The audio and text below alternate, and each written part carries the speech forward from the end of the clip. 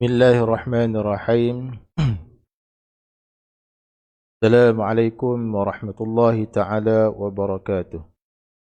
Alhamdulillahi rabbil alamin. Wassalatu wassalamu ala ashrafil anbiya wal mursalin. Wa ala alihi wa sahbihi ajma'in. Qala rabbi syrah li sadri wa yassir li amri. Wahlul uqdatan min lisani yafqahu qawli. Subhanaka la ilma lana إلا ما علمتنا إنك أنت العليم الحكيم ولا حول ولا قوة إلا بالله العلي العظيم ولا حول ولا قوة إلا بالله العلي العظيم. Alhamdulillah tuan-tuan, puan-puan, muslimin, muslimat yang dirahmati Allah sekalian. Sama sekali dan selama-lamanya malah sama-sama kita panjatkan kesyukuran kita kepada Allah Subhanahu wa taala. Kerana dengan limpah kurnianya dapat sama-sama sekali lagi pada pagi ini kita bersama, kita bertemu secara live di Facebook. Yang mana pada pagi ini saya ingin berkongsi sekali lagi pada tuan-tuan dan puan-puan sekalian berkaitan dengan hukum tajwid, iaitu dalam tajuk dia adalah idgham lah. Idgham, tajuk besar dah idgham lah. Jadi untuk pagi ni saya nak masuk untuk idgham mutamasilain dulu. Idgham mutamasilain. Jadi idgham ni dia terbahagi kepada tiga lah. Idgham terbahagi kepada tiga lah. Yang pertama idgham mutamasilain, yang kedua idgham mutaqaribain, dan yang ketiga idgham mutajanisain. Jadi untuk pagi ni kita bincang ataupun kita ulang kaji berkaitan dengan hukum idgham mutamasilain dulu. Baik, jadi idgham tu bahasa Arab lah. Idgham ni bahasa Arab. Bahasa kita panggil memasukkan, memasukkan sesuatu lah ke dalam sesuatu. Idgham. Mutamasilain maknanya, mutamasilain juga bahasa Arab. Bahasa kita panggil dua huruf yang serupa, dua yang serupa. Baik, kalau idgham mutamasilain dalam tajuk ni iaitu idgham yang berlaku pada dua huruf yang bersamaan, iaitu bersamaan pada sifat dia dan pada makhraj. Sama lah, dua-dua huruf ni sama pada pihak sifat dia ataupun kelakuan huruf tu, ataupun boleh juga kita panggil ciri-ciri huruf tu dia sama. Dan makhraj ni maksudnya tempat keluar huruf tu sama. Sama lah. Baik, contoh dia huruf dal dengan dal. Huruf dal dengan dal. Apabila bertemunya dal mati dengan dal yang berbaris, maka kita kena masukkan, bacaan kita tu kena masukkan dal yang pertama tu ke dalam dal yang kedua lah. Kalau kita tengok buku ni, baik saya pakai buku ni lah. Buku tajwid ni. Begini saya pakai buku tajwid ni lah. Baik, kalau tengok contoh dalam buku ni, nampak tak? Huruf dal, mana dia? Ni. Dal, dahya. Dal bertemu dengan dal. Dal mati.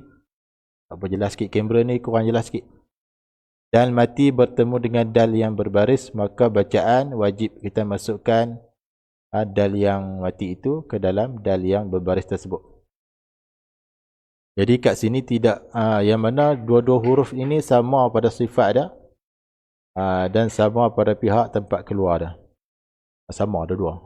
Sebab huruf yang sama. Jadi sifat dia pun sama, makhraj dia pun sama juga. Nampak tak? Dia punya kamera ni kurang jelas. Tapi bolehlah nampak sikit-sikit kan. Jadi cara bacaan kita wajib masukkan dal yang pertama itu ke dalam dal yang kedua. Wa qad dakhalu, wa qad dakhalu. Maknanya kat sini tidak wujud lagi, tidak ada lagi hukum qalqalah. Kalau ikutnya asalnya dal sukun ni kena qalqalah. Wa qad dakhalu. Wa qad dakhalu. Kalau ikut tu dal sukun tu bunyi macam tu lah. Tapi kat sini tidak boleh. Tidak boleh baca macam tu. Dia kena baca macam mana? Kena baca idgham. Idgham maknanya kita masukkan dal yang pertama itu ke dalam dal yang kedua nah. Dal yang pertama dimasukkan ke dalam dal yang kedua nah. Nampak tak? Tunjuk dekat sikit. Dal yang pertama dimasukkan ke dalam dal yang kedua nah. Wa qad dakhalu dal yang pertama dimasukkan ke dalam dal yang kedua nah. Maka dua-dua dal itu sama nah. Sama, huruf dia sama. Nama dia dal, dua-dua tu nama dal, itu yang pertama. Yang kedua sama pada pihak makhraj, tempat keluar dia. Di mana tempat keluar dia? Di hujung lidah. Huruf dal ni tempat keluar dia di hujung lidah kita. Hujung lidah tekan ataupun sentuh pada belakang gigi kacip atas. Jadi tekan kat situ. Waqad dakhalu. Tu. Sifat dia. Manakala sifat dia juga sama lah. Antaranya qalqalah lah. Sifat dia banyak. Satu-satu huruf tu sifat dia banyak lah. Jadi kalau kita nak tahu lebih detail, kita kena buka. Bab sifat huruf. Jadi untuk begini kita sebut satu dulu. Jadi sifat dal yang pertama tu qalqalah, maka sifat dal yang kedua juga sama qalqalah. Itulah dimaksudkan dengan mutamassilain. Jadi samalah, sama huruf yang sama. Sifat yang sama, makhraj yang sama. Itulah dimaksudkan dengan idgham mutamassilain. Baik, jika tuan-tuan dan puan ada sebarang soalan, bolehlah bertanya pada ruang komen. InsyaAllah kalau saya sempat saya jawablah. Baik. Kemudian yang kedua, ta bertemu ta. Ta mati, ta sukun. Bertemu dengan ta. Maka wajib kita masukkan ta yang pertama ke dalam ta yang kedua. Contoh dah macam sinilah. Ta yang pertama tu wajib dimasukkan ke dalam ta yang kedua. Macam mana? Kanat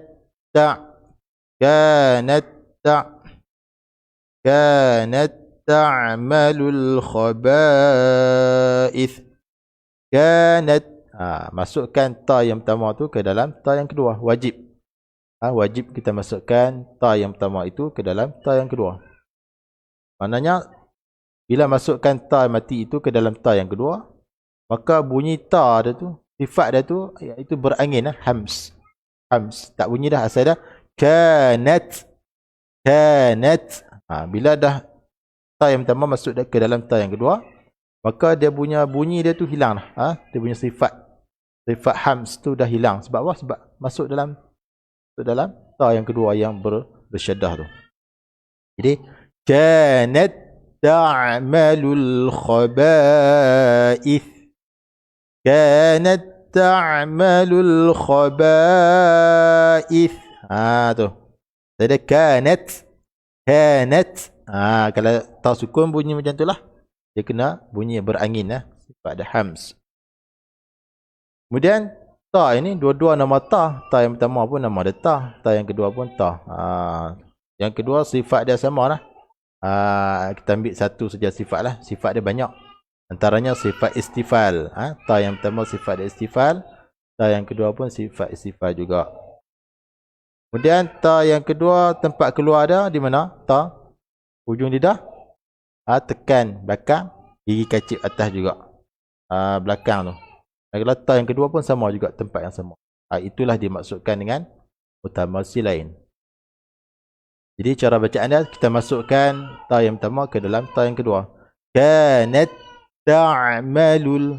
Tu, masukkan ta yang pertama ke dalam ta yang kedua. Baik, kemudian yang ketiga, huruf lam. Huruf lam bertemu dengan lam. Nampak? Tu. Lam mati bertemu dengan lam yang berbaris. Lam yang mati bertemu dengan lam yang baris. Jadi wajib kita masukkan lam yang pertama ke dalam lam yang kedua. Rabbij'alli ayah. Rabbij'alli ayah. Baik, kita masukkan lam yang pertama ke dalam lam yang kedua. Yang mana lam yang pertama tu sama lah dengan lam yang kedua. Dari segi nama dia, sifat dia dan tempat keluar dia. Sama. Jadi wajib kita masukkan kepada lam yang kedua. Rabbij'alli ayang. Itulah dimaksudkan dengan idgham mutamatsilain. Kemudian yang seterusnya, contoh yang seterusnya, ra mati bertemu dengan ra lah. Ra mati bertemu dengan ra. Nampak tak? Ra mati bertemu dengan ra. Maka wajib kita masukkan ra yang mati itu ke dalam ra yang berbaris. Wadhkur rabbaka katsira. Wadhkur rabbaka katsira. Wajib kita masukkan ra yang mati itu ke dalam ra yang berbaris. Jadi mutamatsilain, dua yang serupa. Ra yang pertama pun nama dia ra, yang kedua pun nama ra juga. Dan kemudian apa ni ra tu dia punya tempat keluar dia sama. Dua-dua ra tu samalah sebenarnya. Sama tempat keluar, sama sifat dia. Antara sifat yang ada pada ra takrir. Bila takrir tu maknanya dua-dua ra tu ada sifat yang sama. Tu salah satu sifat lah. Sifat sebenarnya banyak, satu-satu huruf tu. Ra yang paling banyak sekali. Kalau tak silap saya ada 7 kot sifat ra. Jadi ra yang pertama pun sifat ada 7, yang ra yang kedua pun sama juga. Jadi bila kita jumpa ra mati bertemu dengan ra yang berbaris, maka wajib dimasukkan ra yang mati itu ke dalam ra yang berbaris. Wadhkur rabbaka katsira. Baik habis. Kemudian contoh yang ketiga, tengok. Benar nampak tak? Contoh yang ketiga iaitu ba. Ba mati bertemu dengan ba yang berbaris. Wala yaghtab ba'dukum ba'dha. Wala yaghtab ba'dukum. Tu. Masukkan ba yang pertama tu masuk ke dalam ba yang kedua. Kalau ikut asal dah, bila ba mati ni kena qalqalah. Wala yaghtab. Dia kena qalqalah. Kalau ikut asal macam itulah. Tapi kat sini tak boleh lah. Sebab kat sini ba mati bertemu dengan ba yang berbaris. Maka wajib diidghamkan ba yang pertama itu ke dalam ba yang kedua. Wajib diidghamkan. Bila diidghamkan, hilanglah sifat qalqalah ba tu. Ada wala yaghtab.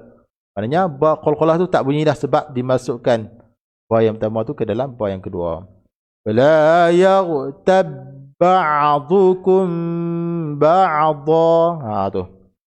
Baik, kemudian ba dua-dua ba tu sama, nama dia sama, yang kedua tempat keluar dia sama di bibir dan sifat dia sama. Antara dia qalqalah lah sifat dia.